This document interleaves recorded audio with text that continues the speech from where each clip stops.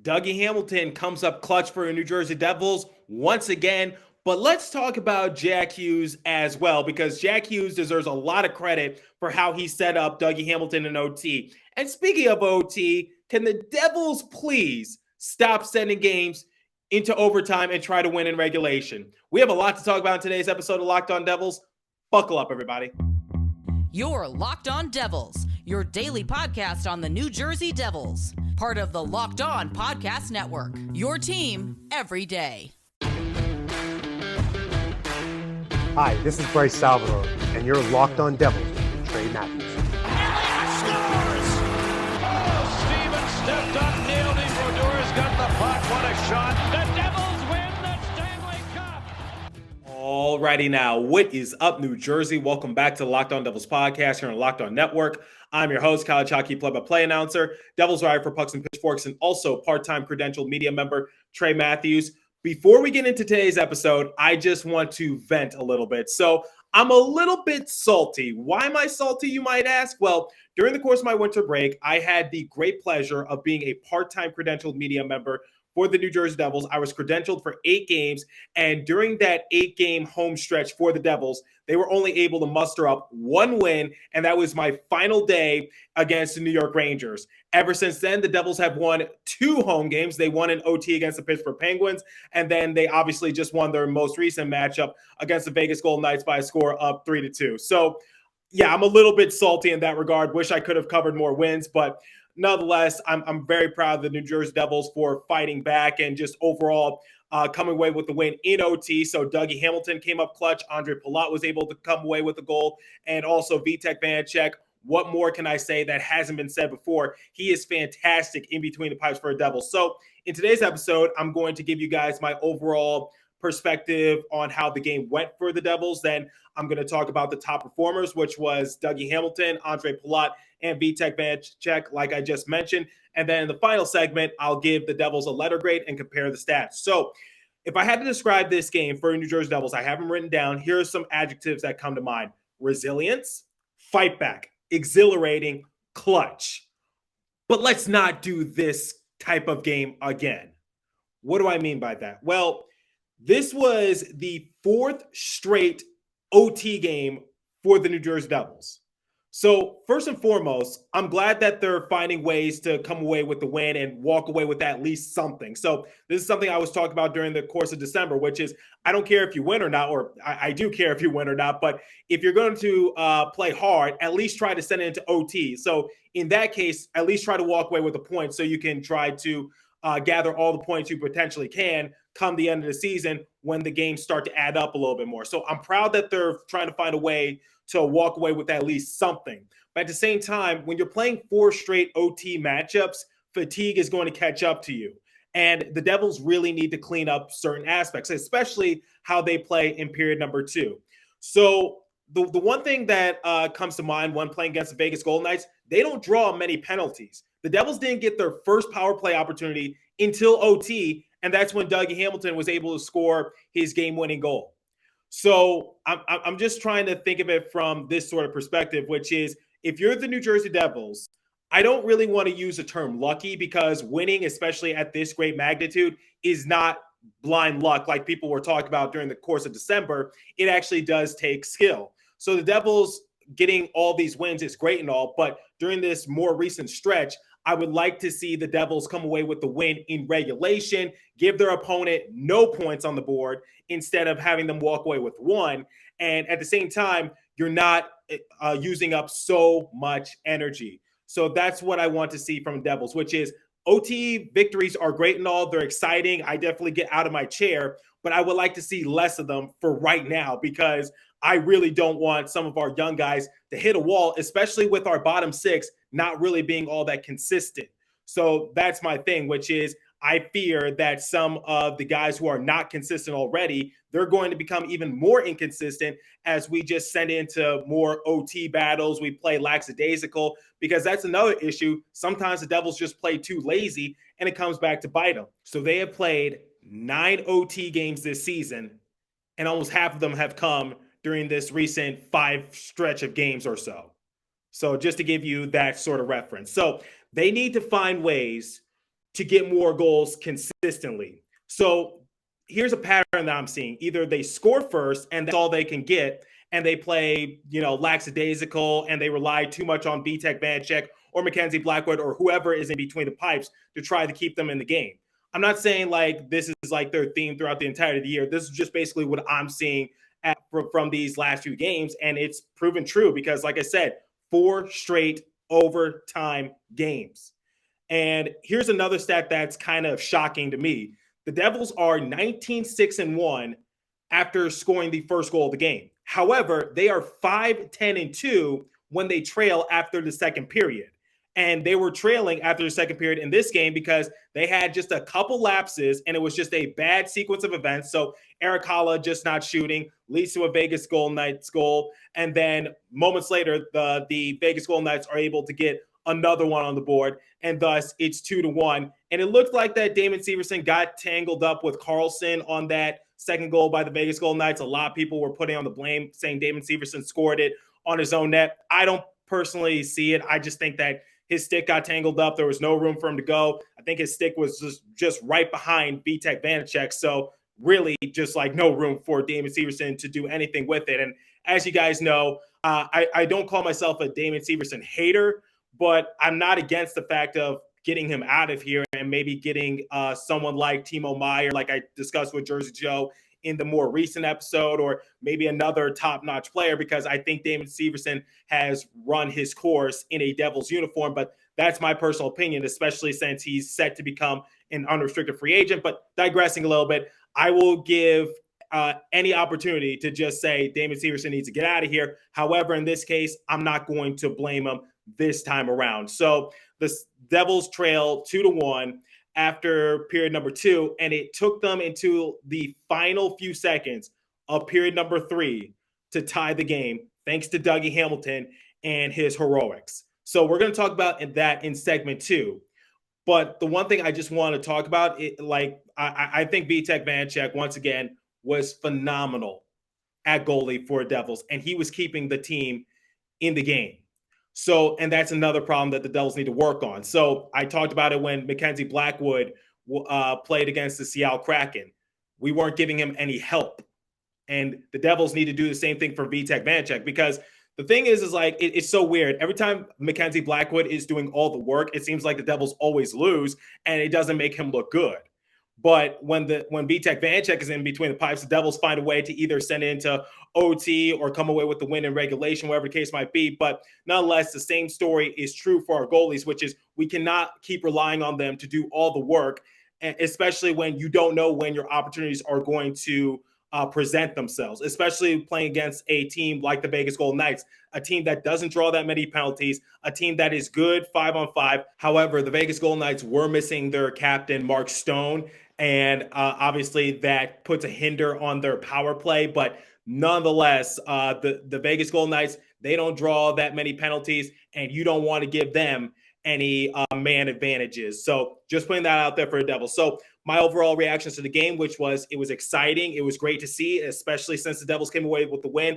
I'm a lot more happy, and it's nice to see that the Devils come up clutch. And comparing it to the last few years, the Devils would just normally give up, or if they pull the goalie, it's usually going to result in an empty netter for their opponent. But the Devils have proven that you can't sleep on them, especially within the final few seconds. And they said it best on the broadcast on ESPN Plus, which is the Devils have a knack for theatrics, as in getting last-second goals. So proud of the Devils, but let's try to break out of that streak of sending the game into overtime and try to find just a little bit more consistency. We're getting there, but I think the Devils can just clean it up just a tad bit.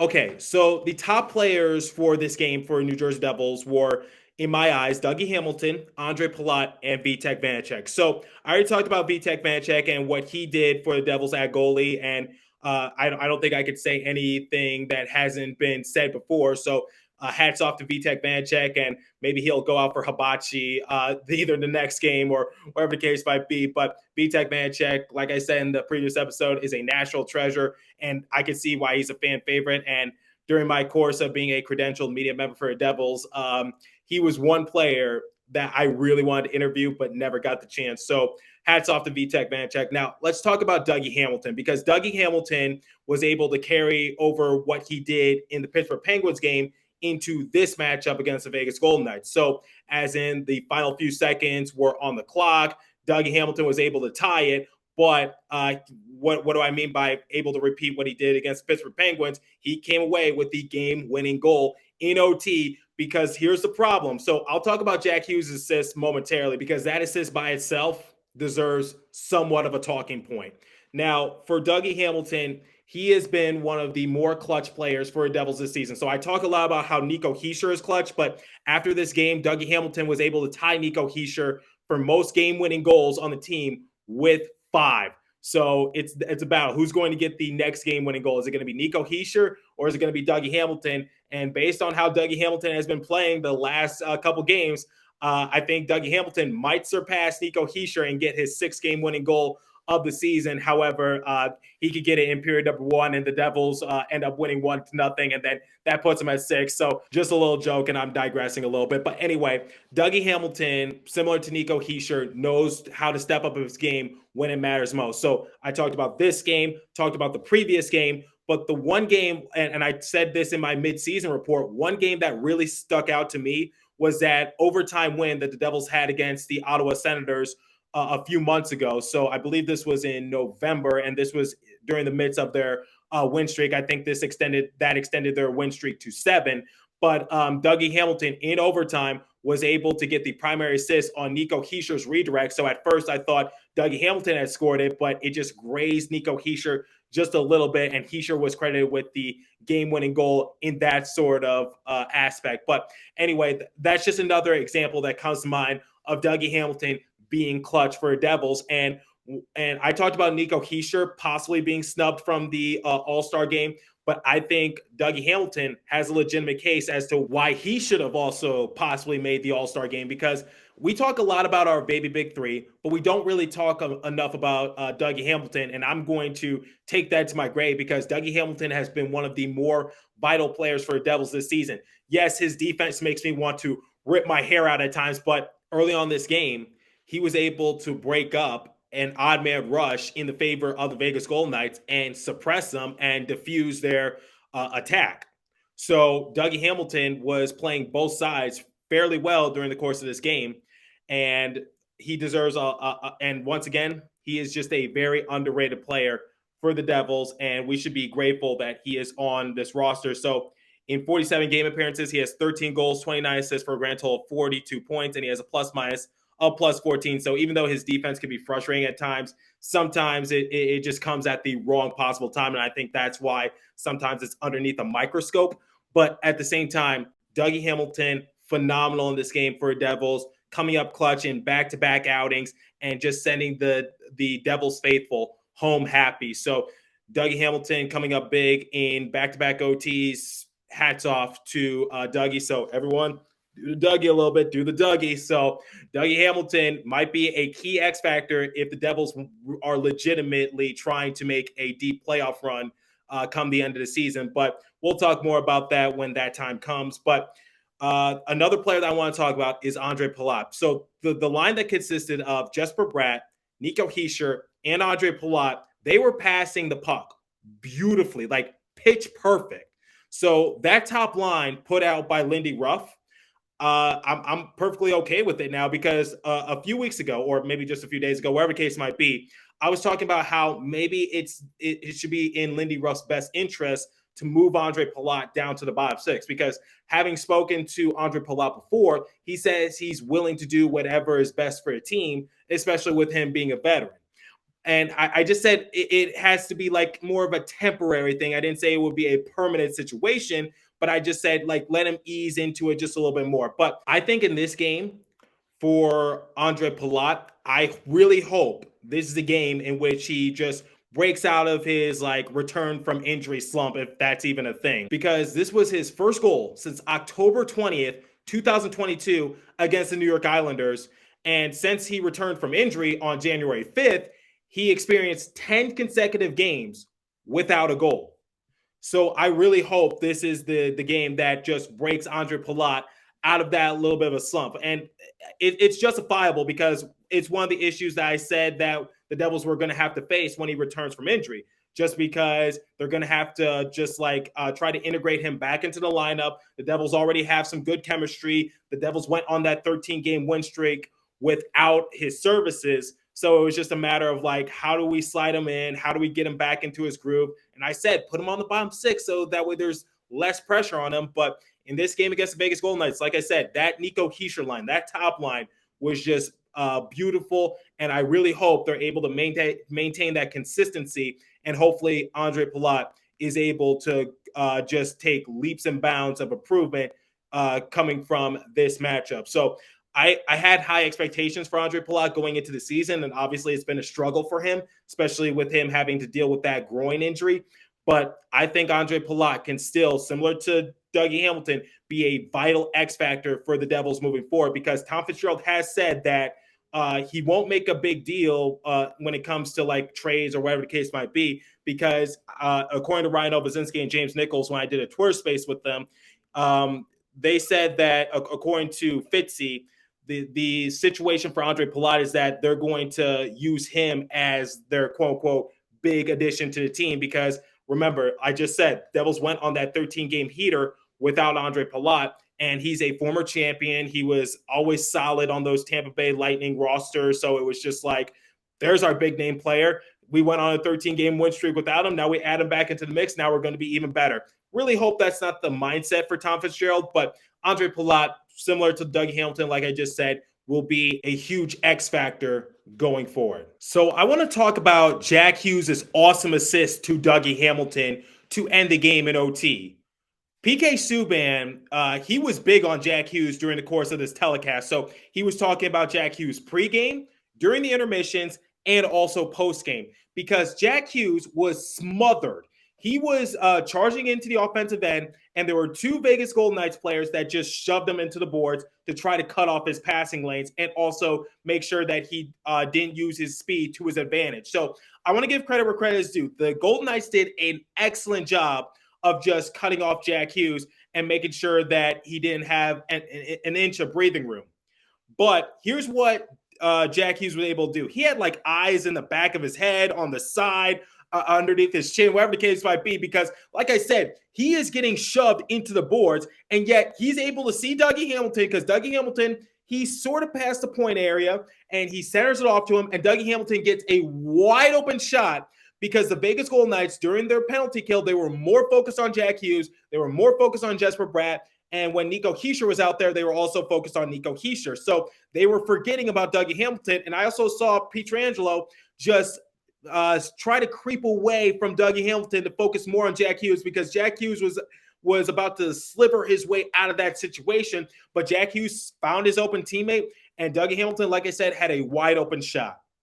So people need to realize that Jack Hughes is a top 3 contender when it comes to the Hart Memorial Trophy. And I'm going to save it for a full-fledged episode, because unfortunately, as exciting as Jack Hughes is, he has to deal with one player, and that's Connor McDavid. And Connor McDavid is having a great season, even past his regular standards, because we all know that Connor McDavid is great, but he's surpassing it somehow, some way. But I'll make an argument for Jack Hughes. I'll make a case for him. And who knows if he continues to do this, because it's still January. We still have a little less than halfway to go. So there's still plenty of games left on the docket. If Jack Hughes can continue doing what he's doing, then I think Connor McDavid might look over his shoulder just a little bit, just a tad bit, looking in his rear view mirror and just saying, wait, where did he come from? Because I said Jack Hughes has a legitimate chance to win the Hart Trophy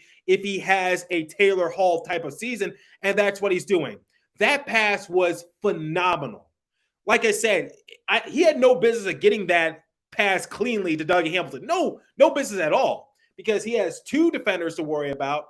And like I said, Pietrangelo was about to help out. Jack Hughes is amazing. And like I said, this just deserved its own talking point. So phenomenal job by the truth, a.k.a. Jack Hughes. So before we wrap up today's show, I actually want you guys to make some extra money, especially during the course of the NFL playoffs. And it comes from our new sponsor, over at FanDuel. So the NFL playoffs are here. We're really excited about our new sports betting partner for Locked On because they're the number one sports book in America, FanDuel. And if you're new to FanDuel, that's even better. They have so many great features that make betting on sports fun and easy. New customers join today and get started with $150 in free bets guaranteed when you place your first $5 bet. Just sign up at FanDuel.com/locked on. FanDuel has your favorite bets from the money line to point spreads to player props. Plus, you can even combine your bets for a chance at a bigger payout with the same game parlay. So head over to FanDuel and make some extra money during the course of the NFL playoffs. I got my money on the Philadelphia Eagles. I'm going to the Super Bowl this year, so I'm really excited to see which two teams I get to witness. But nonetheless, make sure to visit our friends at Locked On Bets for all your betting needs there as well. And now I want you guys to continue to eat happier and healthier. So I'm going to get you hip to Athletic Greens. So I literally use this product every single day. I started taking AG1 because I wanted to be happier. I wanted to be healthier. My body's a temple, so I got to start treating it as such. So what is this stuff? Well, with one delicious scoop of AG1, you're absorbing 75 high-quality vitamins, minerals, whole food source superfoods, probiotics, and adaptogens to help start your day right. This special blend of ingredients supports your gut health, your nervous system, your immune system, your energy, recovery, focus, and aging, all those things. So it's the one thing that's best about AG1 is that its lifestyle is friendly, whether you eat keto, paleo, vegan, dairy-free, or gluten-free. Contains less than 1 gram of sugar, no GMOs, no nasty chemicals or artificial anything while still tasting good. Supports better sleep quality and recovery, supports mental clarity, alertness. It's one thing that's best about Athletic Greens is that it uses best of the best products based on the latest science with constant product iterations and third-party testing. So right now, it's time to reclaim your health and arm your immune system with convenient daily nutrition. It's just one scoop in a cup of water every day. That's it. No need for a million different pills and supplements to look after your health. To make it easy, Athletic Greens is going to give you a free 1-year supply of immune-supporting vitamin D and 5 free travel packs with your first purchase. All you have to do is visit athleticgreens.com/NHL Network. Again, that is athleticgreens.com/NHL Network to take ownership over your health and pick up the ultimate daily nutritional insurance. Okay, so like I do with every post-game recap, let's look at the final stats, and then I'm going to give a letter grade for the New Jersey Devils. So shots on goal differential, 36-30 in favor of the Devils. So I'm going to say this once more. It's one of the few times during the course of this month or whatever the case might be, because December was a rough patch for them, where the Devils led in the shots on goal category, but actually came away with the win. So they're no longer getting goalied, everybody. Face-off percentage, 65% to 35% in favor of the Devils. Power play, Golden Knights were 0 for 3, so excellent job by the penalty killers for the Devils. Devils were 1 for 1 in their power play. Once again, their one and only power play in which they were able to capitalize on came at the hands of Dougie Hamilton in OT. So sometimes it's better to be lucky than good, and sometimes it's good to be lucky. Hits, 21-17 in favor of the Golden Knights. Blocks, 21-18 in favor of the Golden Knights. Giveaways, Devils led this department 13-9. So when giving a final letter grade for the Devils, it's a little bit of a tough one just because they did come away with the win. Like I said, I gave those amazing adjectives to describe how I felt about the game. But at the same time, I did tell you guys my concerns about the overall effort from the Devils. So if I did have to give a letter grade for them, I'm going to give them a B+, because once again, period number 2, after a couple bad series of events and letting Vitek Vanecek down, Devils were trailing after period number 2, and they really had to throw a Hail Mary, which is getting the extra skater and pulling their goalie so that way they could get the quick goal. And once again, it came away on the good end for the New Jersey Devils. But at the same time, we cannot continue to rely on that. So I don't want to say it's lucky because, like I said, getting a win is never lucky, especially with the amount of wins the Devils have been racking up this season. But it sort of feels like that. And I will say they did get lucky when the Vegas Golden Knights got a penalty in OT. So I'm going to give, so like I said, B+ for the Devils. Can't give them an A because it wasn't an A performance. But at the same time, it was still a very good effort by the Devils, and they came away with the win, and they know how to come up clutch, and they know how to come away with the win in OT and not choking away. So let me know what you guys think. If you're watching on YouTube, leave a comment down below. What did you think about the overall game?